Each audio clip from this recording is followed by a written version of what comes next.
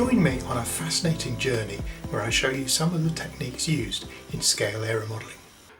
Hello again, modelers, and welcome back to the channel. Today I'm going to be looking at some glass fibre work on the Chipmunk, Spinach and Custard, in preparation for adding the film to the fuselage to make it all sort of look right again. So one of the comments in the last piece where I added some glass fibre to this and I was sort of preparing it for covering, somebody said, why don't you use peel ply?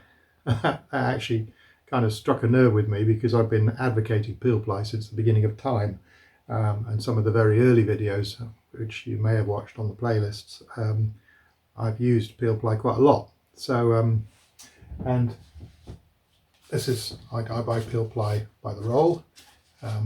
It's a pure polyester pure polyester material, and it quite often is denoted by a red stripe that runs through the weave. It isn't very pliable. It's a two-dimensional cloth, so when you put it on, it has to go on more or less a flat surface, but you can overlap it, so you can cut lots of sections and just put it on and overlap it. And as the viewer commented, why didn't I use peel ply? Well, purely because I just didn't think of it, because it was only a 4-inch circle of glass cloth. I thought there's no point in peel ply, but actually it would have been very sensible to have used it. So thank you for putting the comment on there, and it has made me think, well, yeah, why didn't I use peel ply? So anyway, so what we're going to be doing today is we're going to cover the fuselage, the bits where it overlaps, where the tail section broke away from the front. So I'm going to put some layers of glass cloth in there just to make it stronger. I'm also not very happy with the underside. I said the original sheeting was 16th, so I've stuck to 16th. Let's turn the camera so you can actually see what I'm talking about.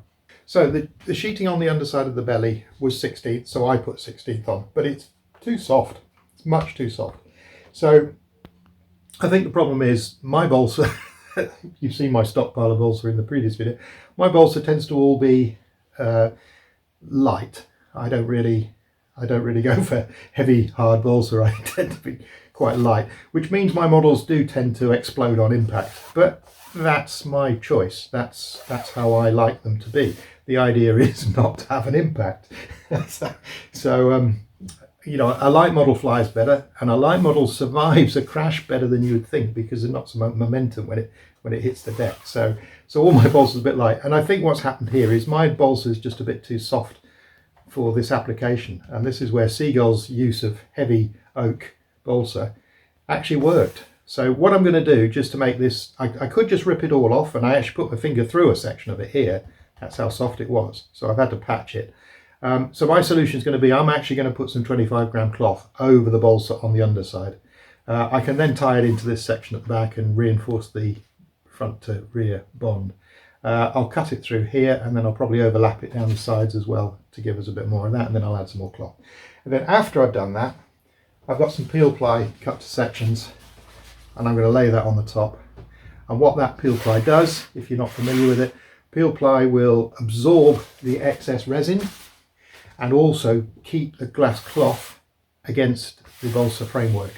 And then when the peel ply dries, you just, as the name says, peel it off. And what it does is it leaves a perfect finish in the glass cloth, in the resin, similar to Solatex, or one of the textured iron-on finishes. It leaves quite a nice finish. The waxiness that you sometimes get on the surface of the resin is also pulled out with the peel ply, and you end up with a very, very light surface, and all the excess resin comes off with the peel ply.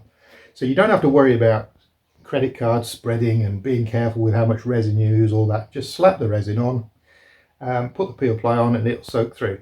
Don't go mad with the resin, obviously, but you don't have to be careful either, as you would if you were using glass cloth, resin, and then you'd squeegee it all out with a credit card, and then you let it dry, and then you'd brush coat another coat of resin on all that. None of that. So anyway, you'll see the process. So what I'm going to do now is I'm going to go over to the bench, mix some West Systems epoxy, and then we'll apply this section of cloth and then the two side pieces as well, and then we'll put the peel ply over the top, and you'll see what's what. That's 10 grams of resin and 2 grams of hardener.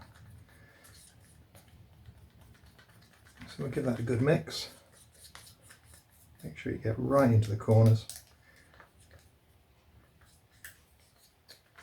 This might not be enough for what we're doing, but we can always make some more, or mix some more.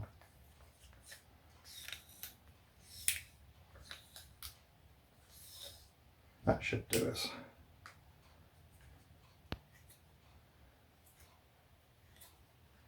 Now I was debating whether or not I should have made the end plates and fitted those, the end ribs, before I did this, but I've decided not to.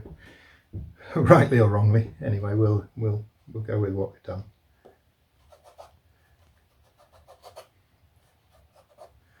Now I like to just stipple it from the middle along.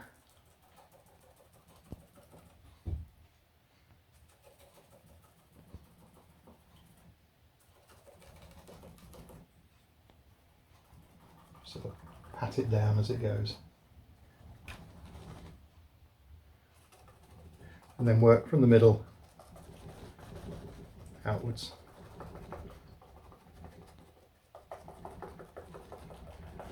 Sort of tapping it.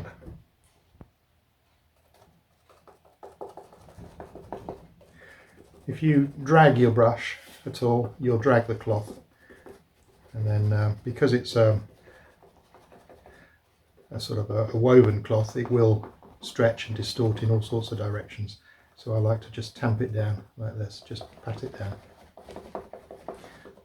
So some like to pour it on and then spread it, but I find this is a more efficient way of putting it down.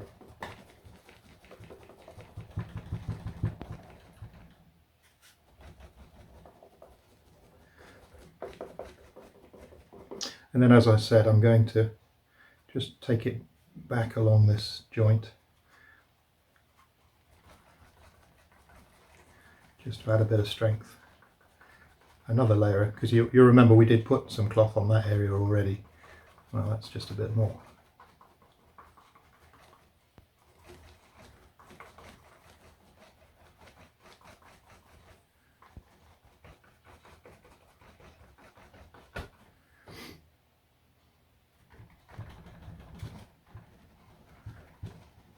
Now this cloth is woven, and it's I think they call it a biaxial cloth, and that means that it will shape to the underlying surface. It will stretch and conform, shall we say, to the underlying surface, which is good. That's exactly what we want. But when we come to the peel ply, that does not, and you have to put that on, possibly in strips if it's quite a serious curve, but it doesn't matter if there's an overlap. The overlap will just leave a little seam in the resin, and that sands away really easily, so it's not a problem.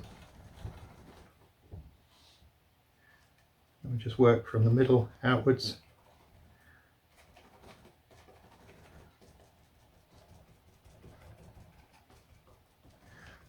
Making sure there's no bubbles. Now, as I said, I hadn't intended glassing this underside here, but it was either going to be a case of take all the sheeting off and add some more sheeting that was slightly thicker or harder wood if I had to go and buy some or something, or this was the easiest solution I could come up with, was to just add a layer of glass cloth, and that will just toughen up the underside that little bit more.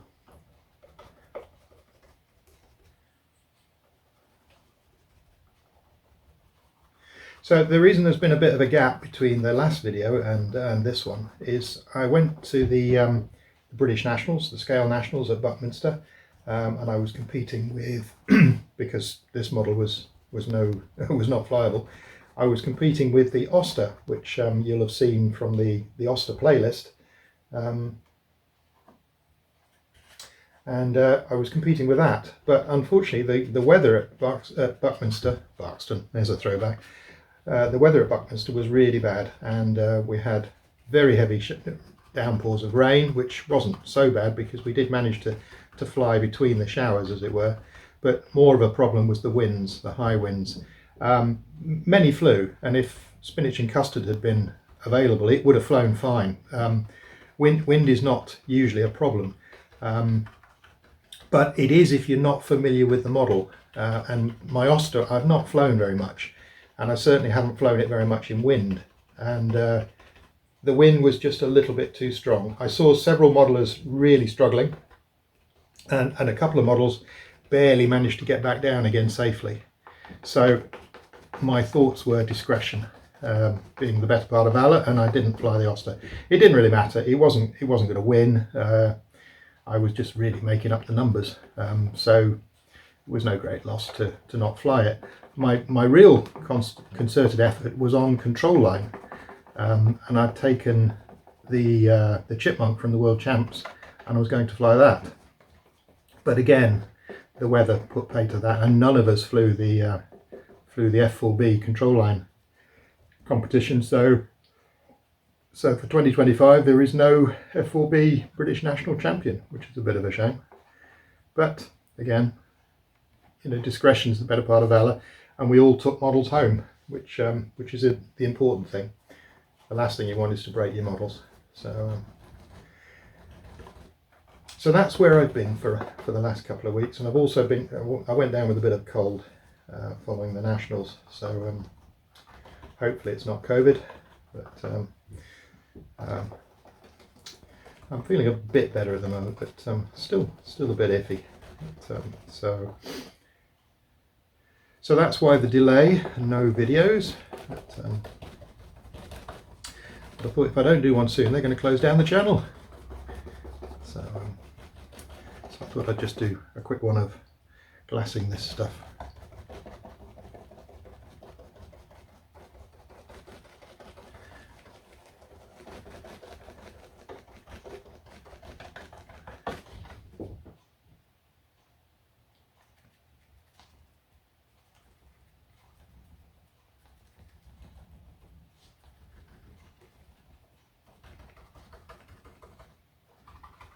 For those of you that went along to Buckminster, said hi, that was brilliant to see you. Thank you very much for supporting the channel and for coming and saying hello as well. It's good to put faces to names.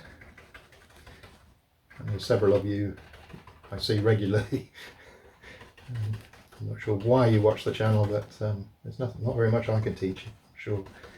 But big thank you for all your support over the last few years while I've been trying to get this off the ground, excuse the pun. But, it's been a lot of fun. I've learned a lot along the way. So hopefully if I've convinced any of you to have a go, then it's been worth it. Have a go at scale modelling, a bit of detailing, then it's been worth it.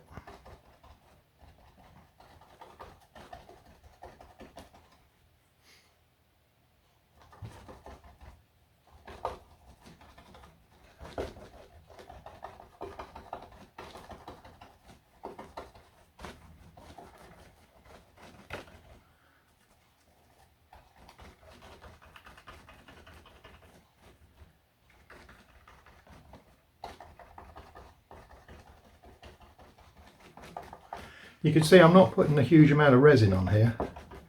I'm putting on just enough, but there's still more resin on here than actually is needed, and that's where the peel ply comes in, and that will actually soak the excess resin off.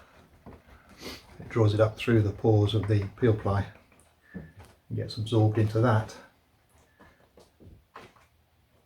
Right, what I'm going to do is I'm just going to cut through the edges of here, just to create the material for the overlap.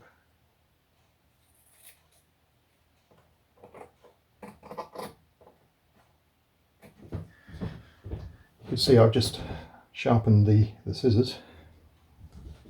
See if I can cut left-handed. I'm not sure if it will cut, but give it a go. Yeah.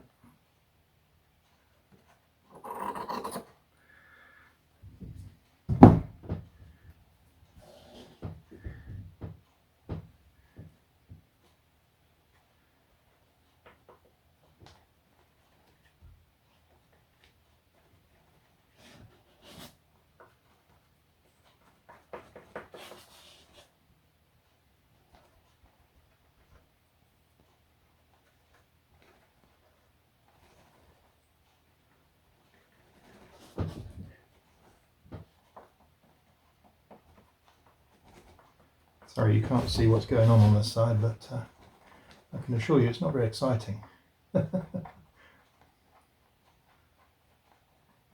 Just making sure there's no bubbles and the glass is nicely wetted down onto the surface.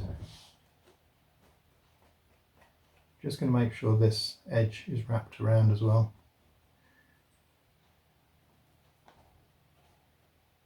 Don't really need it to stick to the other side, but I do want it to have gone around the edge.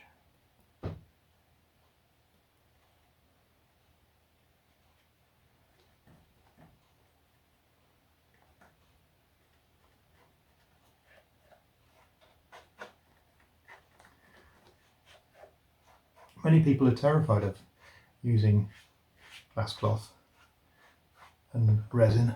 This really isn't anything to be worried about.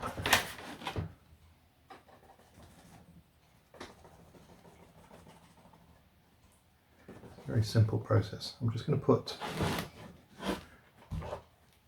a little bit on this side here. So I've got a few bits of cloth ready to bridge this gap.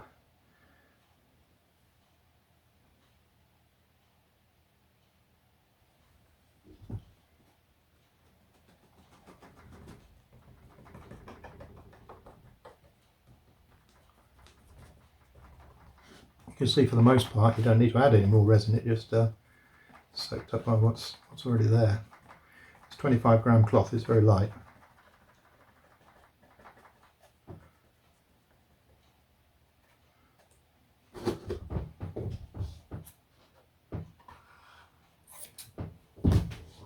You can tell that I've sharpened the scissors, can't you?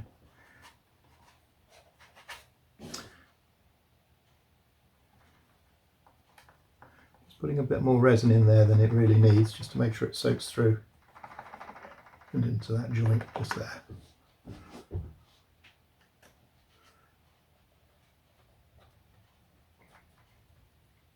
I also am just turning it around through the edge so that it goes onto that area of fairing. Right, I'm going to put another piece of cloth along there, overlapping that joint just a bit so that the cloth moves further forward along the front of the fuselage. All I'm really doing is tying the sheeting on the rear into the sheeting of the front. There is some internal structure that has bridged the gap between the two halves, but not very much. It's this glass cloth forming a sort of a monocoque structure that I think will do most of the work.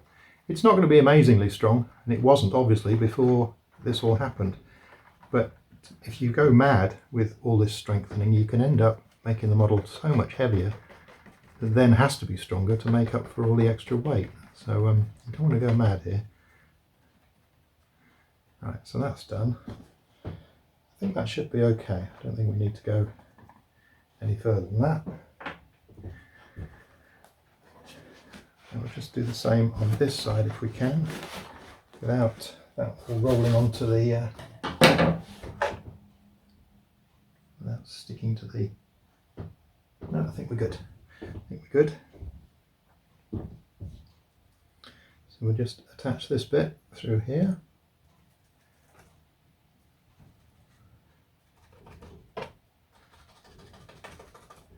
That's just to tie the bolster at the back to the front. We're running out of resin, but we should just about have enough, I think.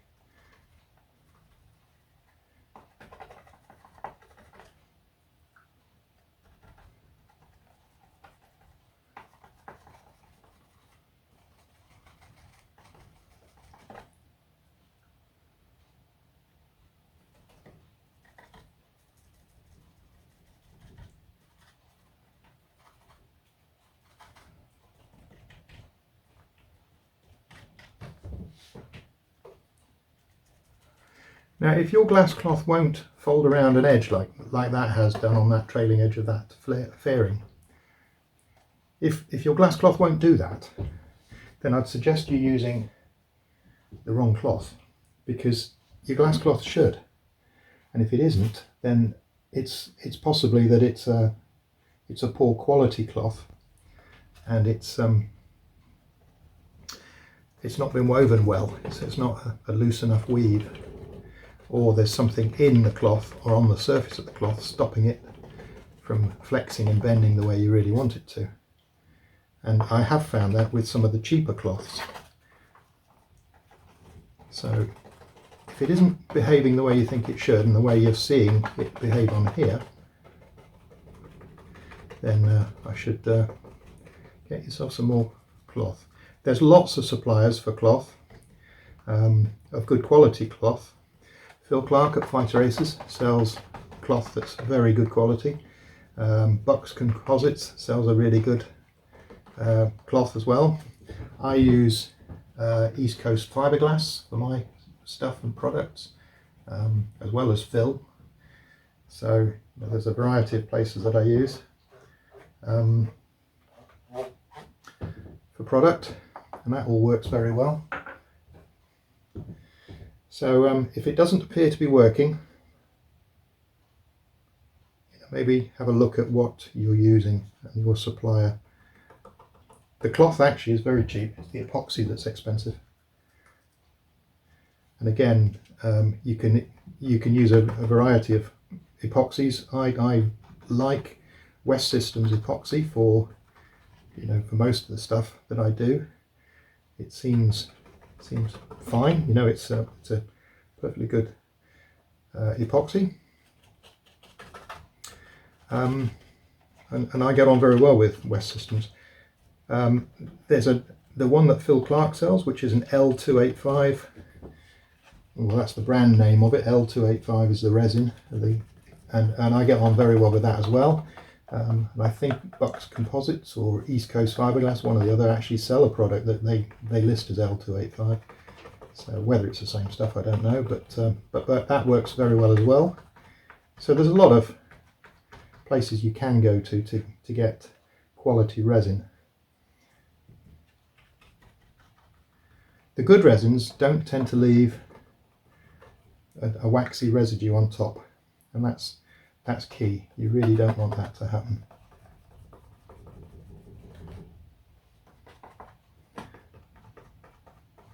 Right, that's possibly not quite as wet as I would have made it had I got any choice, but I've run out of resin, and it's done. But I would have just, liked to have put just a little bit more on there, but it doesn't. I don't think it's short of resin. So what I'm going to do is I'm going to put the peel ply on the side first. Let's see what size pieces I've cut myself.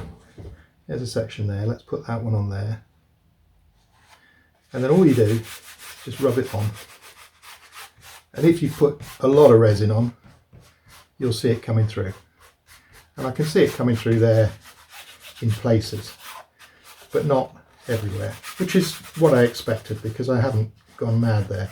But it is, I can see it all the way through here, so it is being soaked in. So even though I didn't think there was enough resin on there, clearly there was, because this is finding some to soak up. So we've done that side. I'll just roll it round. Probably won't be able to see very much. And I'll do the piece on this side. And all this is going to give us is, or what this is going to, not all that it's going to give us, but what it's going to give us is a much better finish into the cloth. The final, when it's dry, it'll be a much nicer finish. It'll be a sort of a slightly speckled, just like Solatex, and it just sands really easily. And there you go. But you have to use pure polyester fabric for this. This is the proper peel ply that you can buy from various vendors. East Coast Fiberglass, I think, is where this one came from. That roll came from. But it is pure polyester material, and it's usually denoted by the fact that it's got the red stripes flowing through it. Now this stuff won't conform to too much of a three-dimensional shape, so you quite often have to notch it or put pleats in it, that sort of thing, to make it work. And you can see that the epoxy is soaking through. Not much, but I didn't put a lot of resin on, so that's why.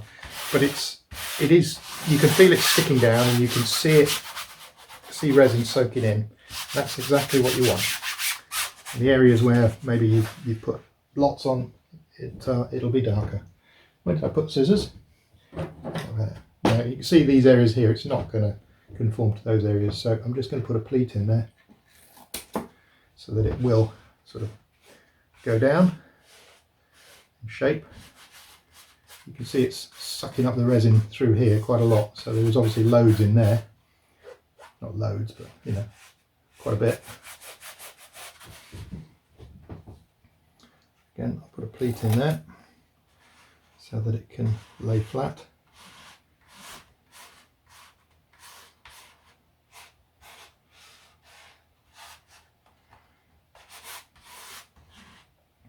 Obviously it's not going to stick down there because it's got peel ply. It's got peel ply there already, tongue twister, so it is nothing to soak into.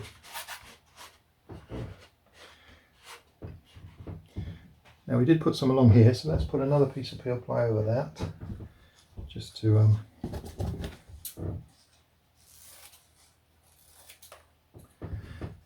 make sure it's covered.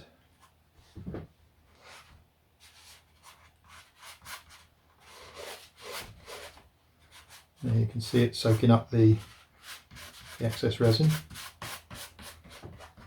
The other thing that it does do is keeps the glass cloth in contact with the wooden surface underneath. See how it's gone dark? That's where the resin is just soaked into the peel ply. There we go. And even if it lifts a bit, it doesn't matter too much, as long as it's actually sucked up the resin and then lifted, that's fine. But it doesn't feel as if it's lifting, it seems to be doing its job just nicely.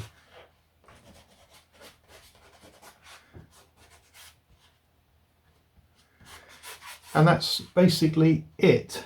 We'll let that dry, and it's probably going to take best part of 24 hours, at least 12 hours for that to go off. So we'll peel that off tomorrow, and you'll see that we've got a really nice surface finish on there, and that may even be a good surface finish for the film. Because it's slightly stippled, it might allow the air to spread out towards the edges as you put in the as you put the iron-on cover on top of it. So we'll have to see. That might be a benefit of it.